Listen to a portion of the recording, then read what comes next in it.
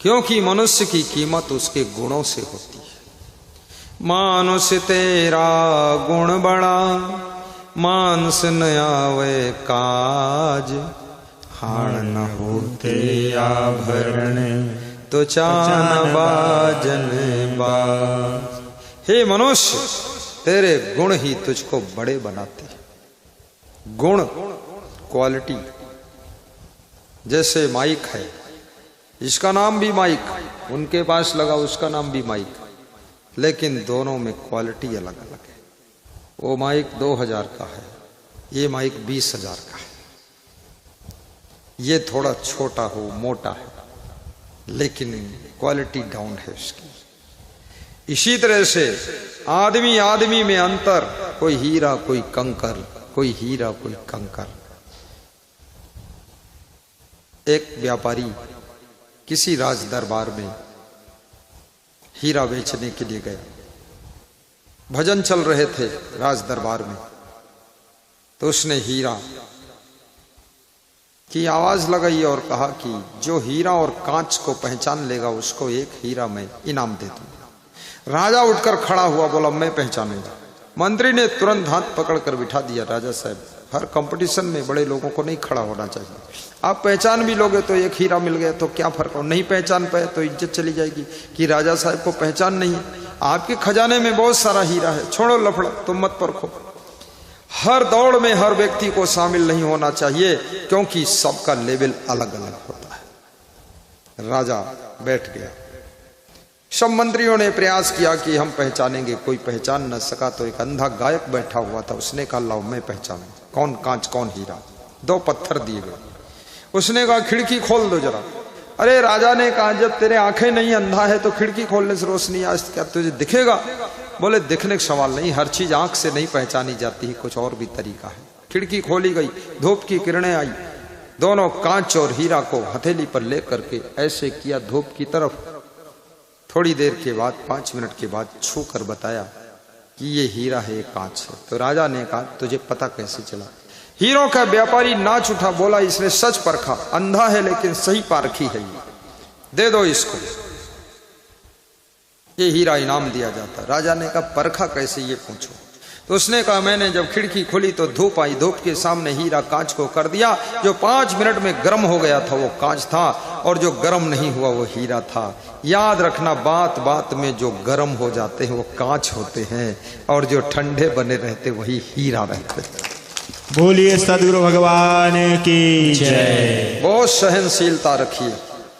सहनशील बनी आप रहावे, मन संकल्प करे नहीं पूरा, मन सोहरौना नहीं बनावे, सहनशील बनी आप रहावे।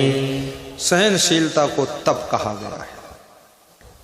तो आज मैंने प्रसंग लिया है कि ये काया रूपी नगर है और मन रूपी गिद्ध है। आसपास में कुसंगत के टुकड़े फैले हुए हैं। ये मन कुसंगत में डूब जाता है, इसलिए मन को संभालना है, मन रूपी गिद्ध को। तो याद रखना, सत्संग के वातावरण में रहिए तो आपका मन फिर गड़बड़ नहीं करेगा। सत्संगत से सुखोपजय, कुसंगत से दुख होए, कहें कबीरता जाइए जहां अपनी संगत हो। आगे साहब कहते हैं, मूस भाव नाव मंजार कड़हरिया, सोवे दादुर सर पहरिया, चूहा नाव बना बिल्ली खेने वाली केवट बनी। अर्थात जीव वासना रूपी बिल्ली पर भरोसा कर लेता है। वासना जीव को भवसागर से पार नहीं करती बल्कि डुबा देती है। इसलिए वासना पर भरोसा मत करिए, उपासना पर भरोसा करिए, भक्ति ही तुमको पार करेगी। सोवे दादुर सर पहरिया, मेढक सो रहा है, सांप पहरा दे रहा है। मेढक कौन है? ये जीव ही मेढक का रूप है। सांप कौन है? अहंकार रूपी सांप है। अहंकार कभी जीव की रक्षा नहीं करता, कल्याण नहीं करता है। अहंकार हमेशा जीव को गिरा देता है। इसलिए जीव को कभी भी अहंकार पर विश्वास नहीं करना चाहिए, अहंकार को दूर करना चाहिए। बैल भी आए गाय भय बंझा, बछरू दोहिए 3 संझा। बैल यानी मनुष्य की दुर्बुद्धि जो है बैल के समान है। काम क्रोध लोभ मोह रूपी दुर्बुद्धि रूपी बैल बछड़ों को जन्म देती है, और आदमी सुबह से लेकर शाम तक तीनों काम क्रोध लोभ मोह तीनों टाइम इन्हीं का दोहन करता है। यही बछड़े हैं, बैल भी आए गाय भय बंजा। पूरा दिन आपका काम क्रोध लोभ मोह में ही बीत जाता है।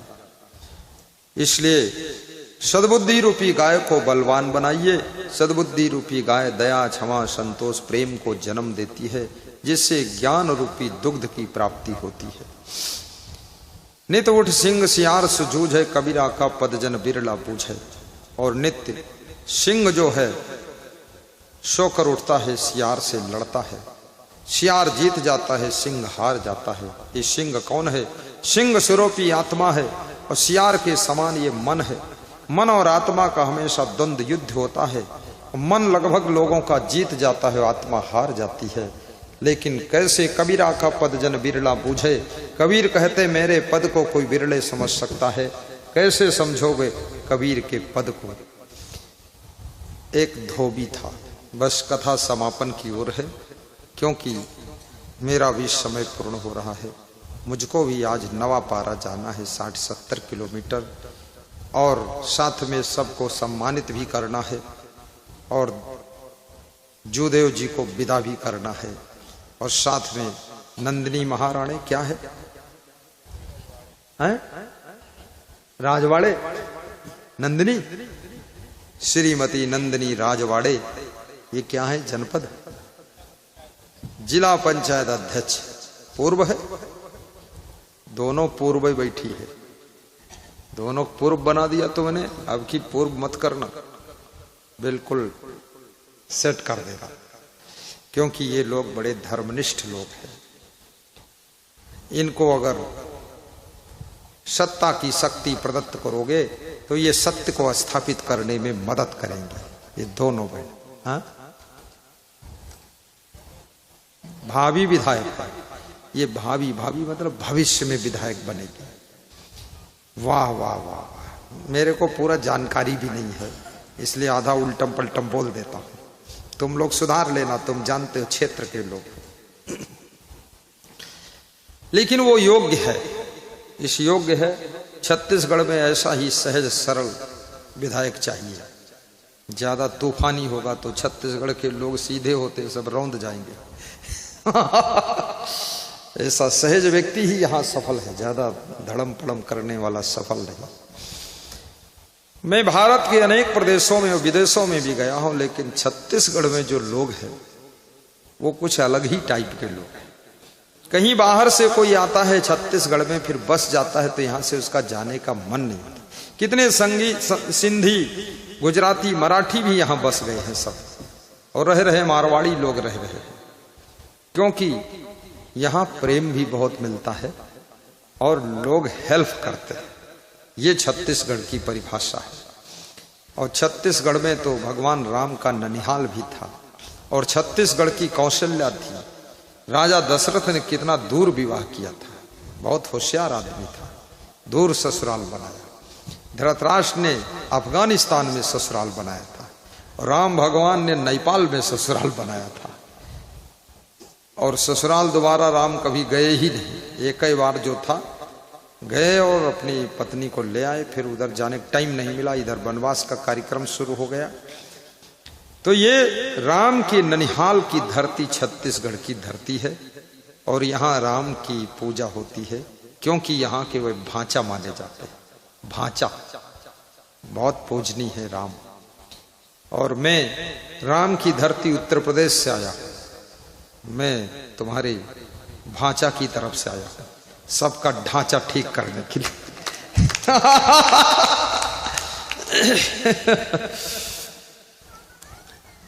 श्रीमती नंदिनी जी को भी हम अपने गुरु से आशीर्वाद मांगते हैं, उनकी भी मनोकामना पूर्ण हो और